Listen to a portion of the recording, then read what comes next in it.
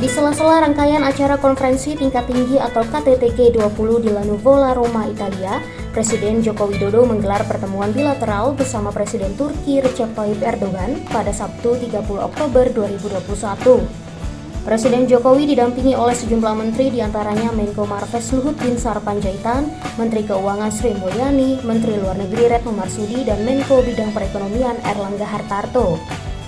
Dalam pertemuan ini, kedua kepala negara tersebut membahas mengenai rencana pembentukan Perjanjian Kemitraan Ekonomi Komprehensif antara Indonesia dan Turki atau IT-SEPA.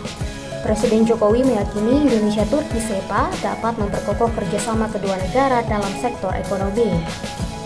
Selain itu, pertemuan bilateral ini juga bermaksud membahas lebih lanjut terkait persiapan rencana kunjungan Presiden Erdogan ke Indonesia. Presiden ke-12 Turki tersebut berencana akan mengunjungi Indonesia pada Januari atau Februari 2022. Selanjutnya, Presiden Jokowi dan Presiden Erdogan akan menugaskan Menteri Luar Negeri dari negara masing-masing untuk mempersiapkan kunjungan dan meluncurkan mekanisme strategis tingkat tinggi. Tim Kantor Berita Antara mewartakan.